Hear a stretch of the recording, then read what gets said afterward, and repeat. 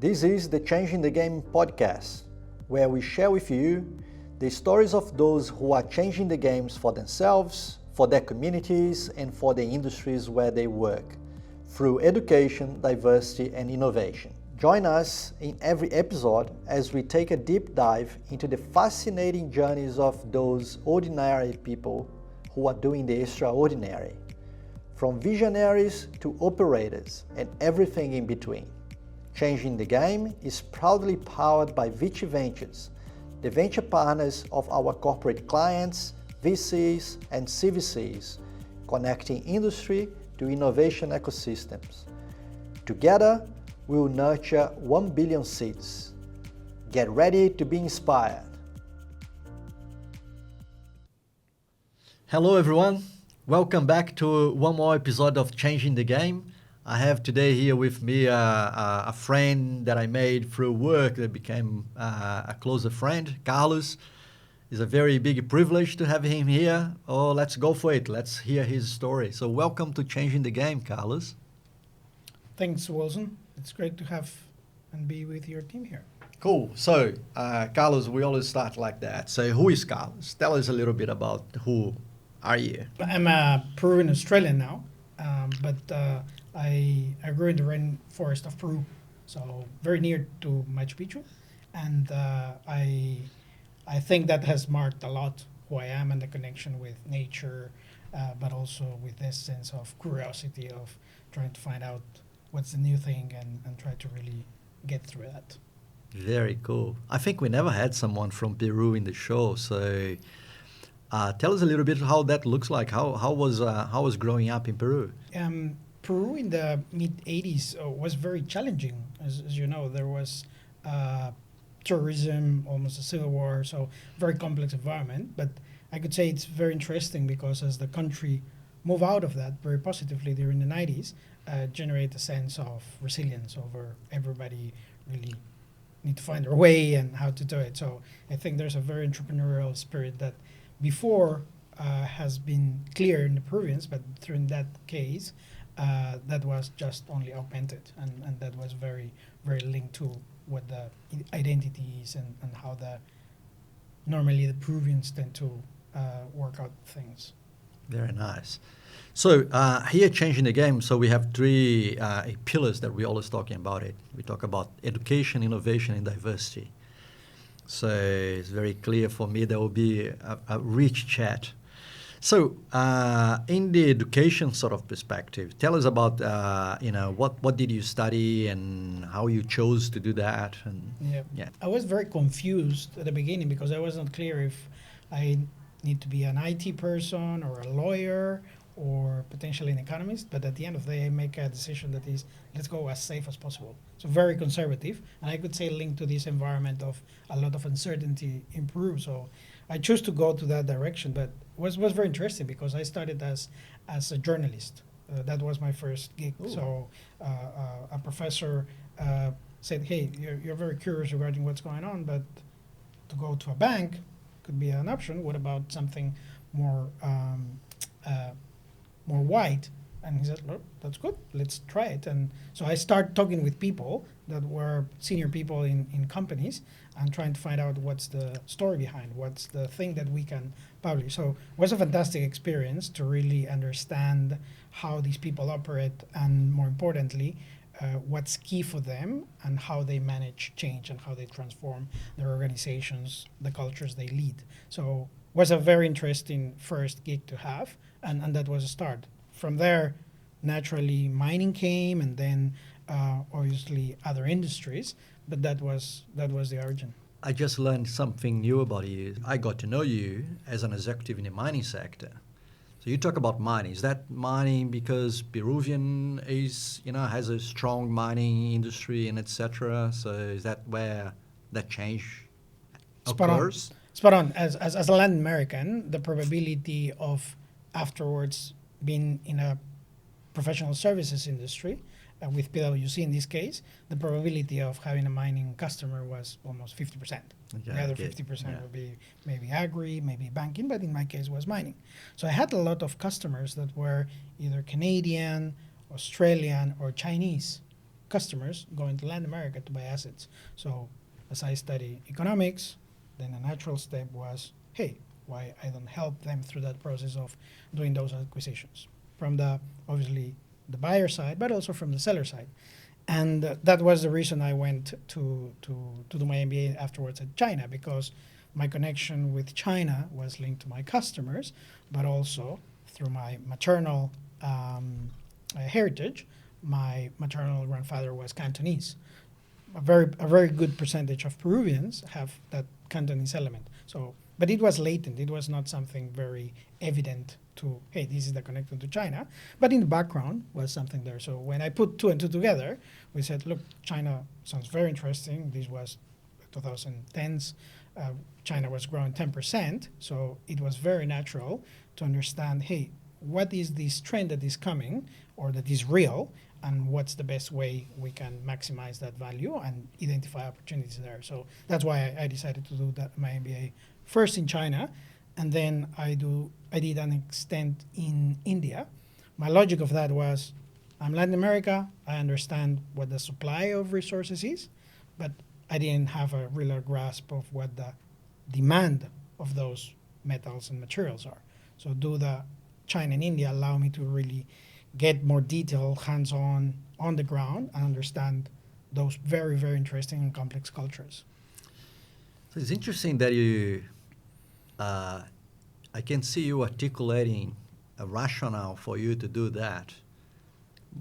But I'm still like, it's a guy in Peru that chose to do an MBA in China and India. So it's almost like I feel like you're fabricating that rationale, because it's not, it's not rational at all. So, but then I imagine how rich that is, right? So get out of South America, go to China, then go to India. So you ended up building this very international profile. Can you talk more about that? So how that changed your life or perspectives? Well, what is that international journey that you took? It's a very interesting point, because I agree, there's a lot of rational, but also there's a lot of irrationality in the process, because as I mentioned at the beginning, it's a matter of discovery, and that discovery has this element of, you don't know really what will happen, but you go through it. So I think that that origin of sharing with you on where I studied give me this sense of, hey, what's the thing that will be interesting to know, to understand. So that was logic of China and India. But then it starts getting a bit addictive. You want to know more, you want to see more.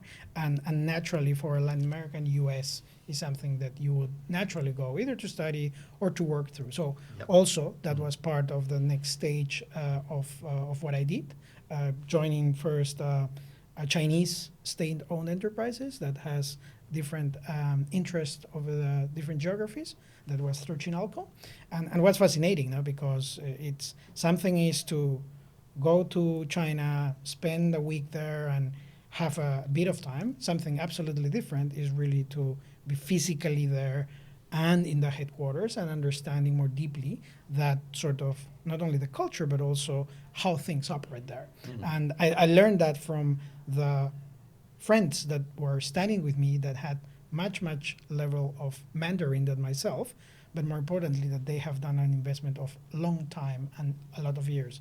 So when I went through that process, I said, all right, that's very interesting, but how is the best way to connect both worlds, the East and the West? And mining was a very great sort of platform to do it, and that's why I joined one of the big companies, Rio Tinto, and that has been amazing, because the global reach that Rio has allow us to really go through different type of projects, exploration, operations, technical, different cultures. So fantastic experience in the organization, learning and understanding different type of profiles and different cultures. And at the end of the day, being some sort of a bridge of different cultures, it's something that has always attracted me to do.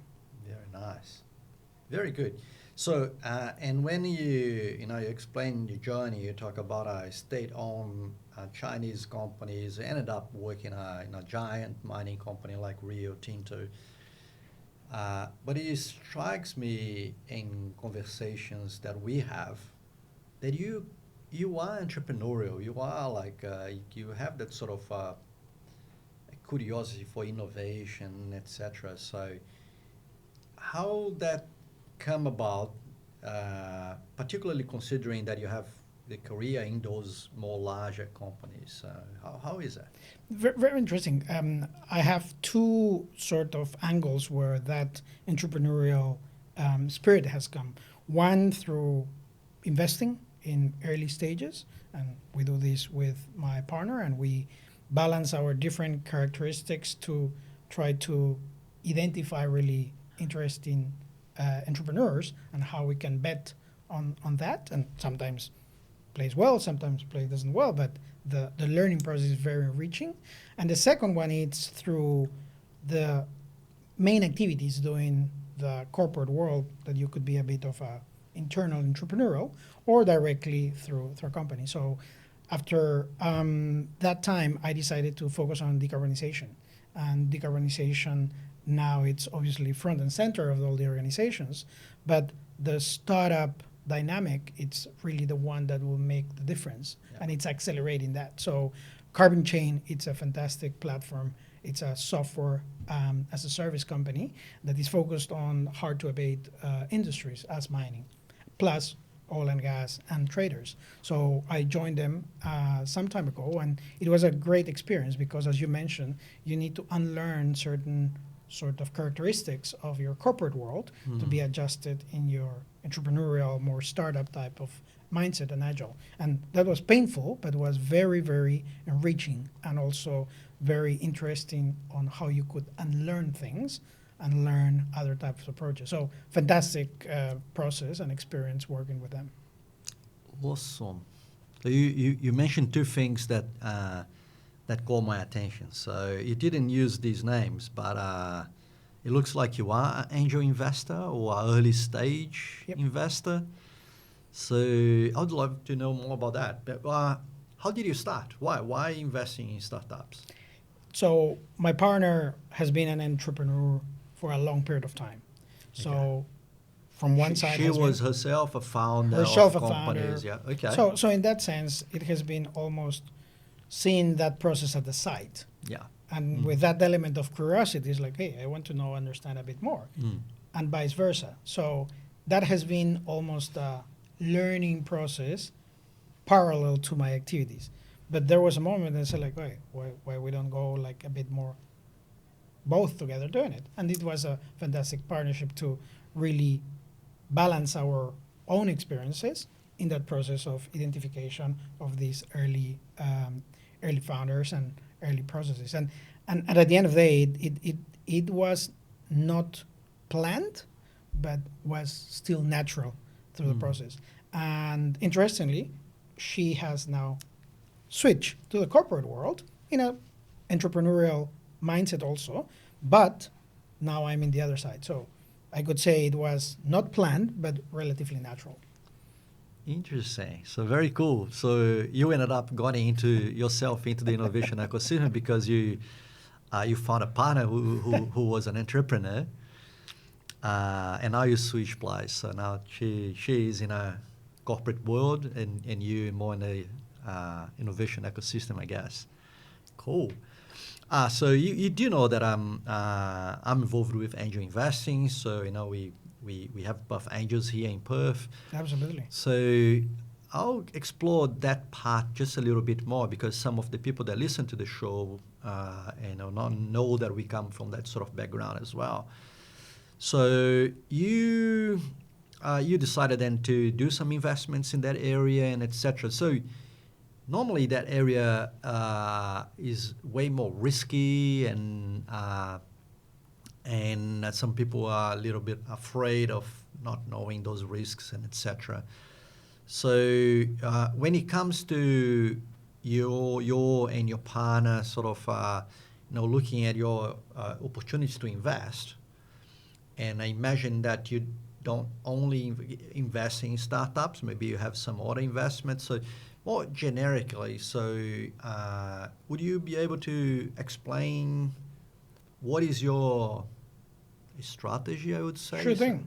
So, yeah. So I think you have nailed it. It's obviously it's a portfolio linked to different type of vehicles, but the one that we're discussing that is the more founder or angel or early stage, it's so rich and it's so interesting, but also very risky, as you mentioned.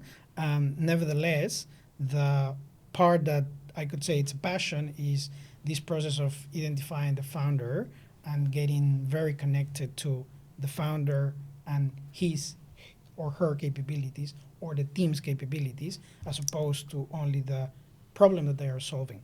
So that's something that has been very interesting to understand more deeply, but also to discover through it. And it's I could say it's a process that has technique that could be added, but also it's a process of discovery that is very rich to go through it and have some failures, some non-failures, but at the end of the day, have a good time in the process. Very nice. I might come back to that, Yeah. but before that, you said that when you in the very beginning, when you introduced yourself, you said that you are Peruvian Australian. You ended up in Australia, so. And of course, you're working for Rio, so I can imagine where that came from. But would you mind sharing with us how you ended up in Australia? It was through the corporate world, but I think COVID was a part of the element of making that decision to settle in Australia. It's quite interesting. Australia and Latin America have several similarities, and that also play a part. Now, this element of the nature and the perfect sort of beaches and hills and sort of terrains that and diversity that Australia has, it's very, I could say, connected to what I've lived before in Latin America. And the second thing is the sense of, hey, resources and decarbonization play a part in both sides. So even though it could feel relatively far and isolated, because there are so many connections and links to it. And at the end of the day, it's a society that is evolving and has demonstrated that evolution through managing correctly resources with the opportunities of improvement that it has. It's a reality. So that was sort of a logic step of saying, hey, we could settle in Australia and still have great connections in Latin America. For example, and through education, engineers and people that are looking to increase their sort of reach and global reach through education, through startups, it's something that we are keep connected because the opportunities to make that now are limitless, and it's only a matter of sometimes making a connection. Sometimes language generates a barrier, and that's something that we are also focused on, how we can help that barrier of the language being limited, being non-limiting of the opportunities. But look, artificial intelligence will disrupt that massively. So in that sense, that barrier of the language, more and more, will be not there, and the opportunities of being connected will only be growing and growing. That's a fantastic perspective.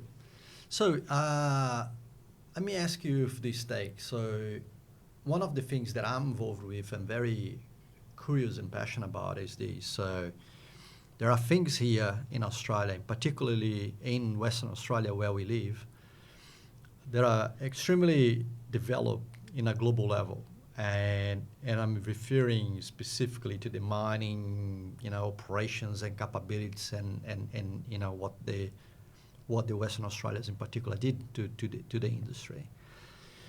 But then we talk about startups and innovation ecosystems, and we see the other way around. So it's a level of maturity that you lacks.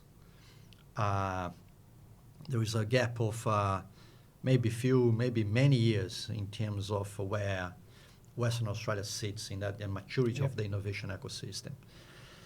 I'll put you a bit on the spot because I don't know if you thought about that before, but I spent quite a bit of time thinking what is in the innovation ecosystem that would attract people to be in this place, right? So as opposed to, okay, I want to build my own company, so I'll go to Sydney or I'll go to US. Right? So What do you think that could attract the right people to help develop the innovation ecosystem in WA? Difficult point. Nevertheless, I could say there are certain elements that are natural to that combination. One is the privilege of being in a sort of area where resources have been part of the growth, that it's not necessarily common. The second will be decarbonization. I could say it's a potentially good connection between the opportunities of startups and the reality of hard to abate industries. And the third one will be the higher diversity that this part of the world is having. So in that sense, that combination will be potentially advantageous to be compared to other type of regions. The other one would be the quality of life that Western Australia has, because if you compare like for like, it's something that I could say not many people really know. And only when they experience it, like, hey, I didn't know that it was such an amazing place with all these characteristics that we're talking. So I could say there's a latent element of how that could be better communicated to have that attraction. But I could say the collaboration between the players, being the corporate world and the startups and academia, will massively make that in a different stage and different level. Yeah. So interesting your take. So if I'm not wrong, let me try to rephrase. So if I see your reasons upside down or the other way around, so you talk about the quality of life and how good this place is, right? So, and we have the privilege to live here. So when you have already experienced, you almost say, where could anyone want to live in the planet other than here, given the systems and the structures and the institutions in place that make life here very comfortable. We also in a very beautiful place, right? So, but as you said before, if you don't know that, you're not likely to choose to go to that place because of that. But then you put a very economical reason for it. One is the privilege of having, this mining powerhouse state. So anything we can think of in terms of mining, where we can learn or have access from here. So, but then you have the industry itself reinventing itself in terms of the decarbonization and how you make that, the whole zero emission targets and the contribution that the industry can do to that. So they have the capital to develop those things. And those things are transferable to other industries as well. So you learn with the industry that, is a powerhouse and rich, and you transfer that knowledge to others. So, and I think that economical reason, I think the initial appeal, I think, is way more clear. Agree, and I think that the element you just mentioned about the connections with the other industries, it's something that is there.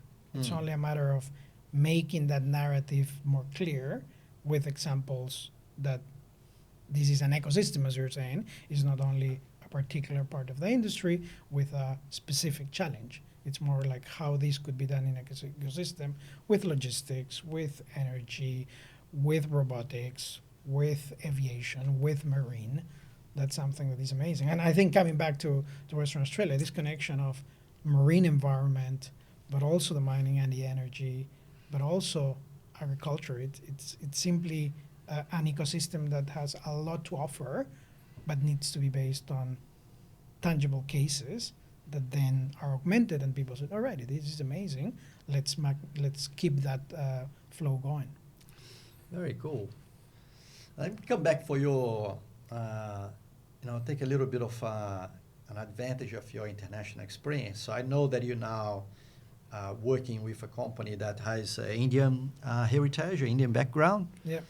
So that's the other thing as well. So moving forward, there is these, the barriers to do business globally are lower, right? So I mentioned technology before, the way you can interact with, teams around the world is completely different. How do you see that as a potential advantage for WA? It's a very interesting case. So India, it's what it's going on in India. It's something that is very unique. Normally, countries go from first manufacturer and then they do services. And India has done services and now it will come to manufacture. So it's per se a process that will disrupt a lot of things. How people is educated, what people choose, how capital is allocated. So it's a fascinating moment for the country. But as you're saying, it will be also a fascinating corridor for different countries making that connection. So I could say the link that countries as Australia with India will be a natural process that will only grow and grow. How technology and how digital and sustainability is linked to this will be critical because that's an opportunity that it's there to be taken. And I could say speed will be important. Who is the ones that identify that opportunity faster? What's the link between those corridors or countries will make the difference. Very good. Tell us about corporate innovation because you did mention about your. You didn't use that word as well, but you almost said I'm a entrepreneur, right? So it's working corporate but doing innovation and trying to do different what we do in the companies. So what do you think? No, not even what do you think. So I'm interested in what you already have done. So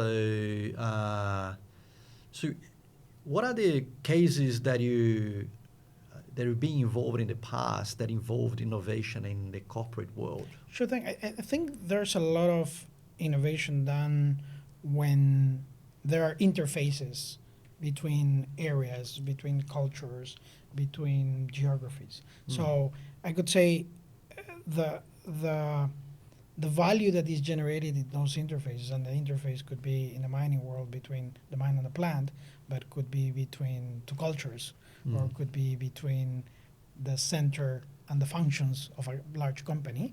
It's normally when the opportunity lies. So I have been very, all the time interested to understand why that interface doesn't work, and in the cases that it work, how we can make that magnified. And in the majority of the cases, it's a matter of potentially curiosity between the two parts, and second thing, on how much listening is between the two parts. Yeah. And if we're able to establish that listening sort of bedrock, then naturally the innovation comes because trust is the one that adds up to that listening. So this is something that it's very consistent irrespective of the different environment that I have been operating with. And after that trust, what is generated is those new ideas. So it's like a bit of a sequence that naturally will be one building on top of the other. And interestingly, what that generates is like people start enjoying and saying, hey, this is something enjoyable to be doing. I'm feeling fulfilled. I'm exploring my full potential because I have this listening process, then I trust, then I'm able to see full self and get that full potential outside and connect it. Very cool. Tell us, Carlos, in all this international experience and etc., so what is that you're most proud of in your journey? I could say this element on try to not to judge certain culture. It's a human sort of way of defense to try to judge something. No? So because I have come from the highlands of Peru, in some cases I have been judged or I have been questioned or I have been like excluded. So one of the things that I'm proud is that I have been very conscious of that process and not do it myself to others. And in the opposite, try to bring that through the curiosity. So it doesn't matter that you're going to a country that you really don't know too much, or a company that you don't know the structure, or a new group that you are joining. Yeah, those kind of things. And again, it's something that could sounds relatively small, but if you put it in your different activities, it's something that caused me a lot of pride. I don't know if that's small, man. So let me try to say that with a different take, right? So what I heard you say is, uh, you feel lots of pride because you came from the highlands of Peru, a more remote area in South America, and you got to be in a position of, having a great job, living in a great place, so you're proud of the journey. But what it seems like that you enjoy most in that journey was that there was moments of adversity where you felt prejudice, and you learn how to deal, to be resilient, to live in that sort of world. And then what you're saying is, now I kind of, I'm proud because I can help others to go, but I can give that back, that I can start with myself and not judging people because of their origins and etc. So is that a good perception of what you said? I think it's a good sort of summary. And I could add on your point on what your role is or your contribution is to try to identify what are those hidden figures and be very intentional on how those hidden figures are well identified, but also put through the right channels so they can show the potential. But also, I could say it's very interesting on how you do that, but don't exclude others, because this sort of intent of being diverse, if it's not included, it could be really counterintuitive and really disruptive of a particular group or a particular organization. So be very conscious of not doing it in a way that it's excluding other groups. So that has been a learning in my case of how I can balance both things, because doing both, the final outcome for the company or for the group is much, much bigger. Yeah, that's not small, man. You should be proud of that. So it's a privilege to hear that. So look, on that note, so there will be other, young boys in the high hills of Peru today. They don't know what the future, lies, where or what they're gonna do in the future. So if you go back and talk to, little Carlos, it's a little piece of advice about the future, what that would be? Be curious and try to do positive things to others and try to contribute through the process, and just have fun doing it in that discovery. But someone can say, but I am here in the high hills of Peru. That's not for me. That's for others. So what is that kid would need, like an advice? I think now with where we are in terms of technology, I think that person is much better placed and with more tools to try to do the journey in a way that it's not only more fast or simpler, it potentially more impactful, because the connectivity will allow that. So I could say that that person could do it. It's a matter of just Very nice. go for it. So I never ask this question as a closing question, but I will ask you because it's just the vibe that I'm feeling, I guess. So what is next? What is your big dream? What do you think you're gonna be doing in the next few years? What would you like to?